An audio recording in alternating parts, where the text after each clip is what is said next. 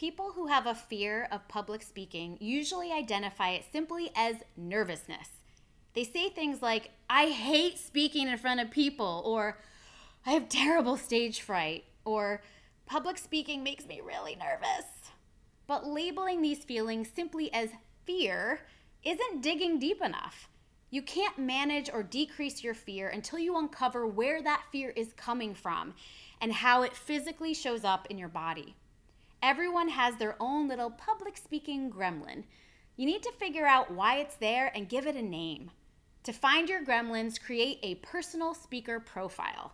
When you're getting ready to speak, take some time to observe and describe what thoughts you're having and what sensations you feel, and write it all down. Creating this written speaker profile will help you find the right solutions and the right positive triggers for you. Public speaking can sometimes feel like an out-of-body experience. Like when you're finished speaking, you think, wait, did that just happen? I don't even remember what I said. If I was a doctor, in order to diagnose your illness, I'd need a clear picture of your symptoms. If you tell me you're sick, well, that could be coming from just about anywhere in your body. If, however, you tell me you're feeling nauseous and dizzy and have a stomach ache, well, now we're a little closer to a diagnosis and a treatment. When it comes to diagnosing fear of public speaking, we need to be just as descriptive and prescriptive. So let's dig deep together to find out what's going on for you inside and out. We're going to start with a little mental assessment. Think of a past speaking situation that made you nervous. First, think about why this particular situation was nerve-wracking. Ask yourself these questions. What was on your mind ahead of time, and what was on your mind while you were speaking? Was it the size of the audience? Was that audience unfamiliar? Was the setting unfamiliar? Was your content familiar to you? Was the content controversial? Were you new to your company? Were you speaking to senior leadership? Angry customers? Stressed out colleagues? Were you anticipating pushback?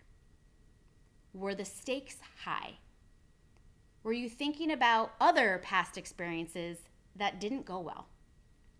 Now take a moment to review your answers. What did you discover? Are there trends in what makes you feel anxious, like quarterly updates you deliver to the C-suite, or when you need to present data?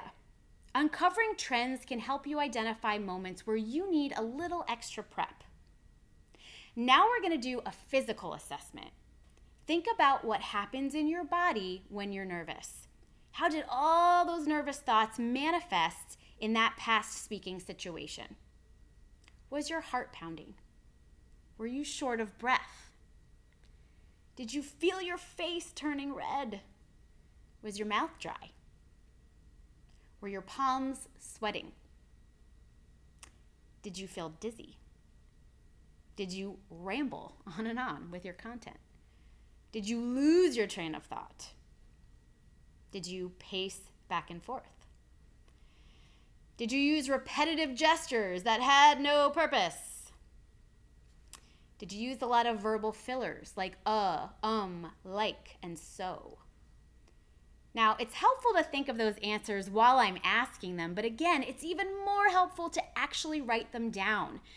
If you answer those mental and physical questions for yourself, you can then take inventory on how many yeses you uncovered.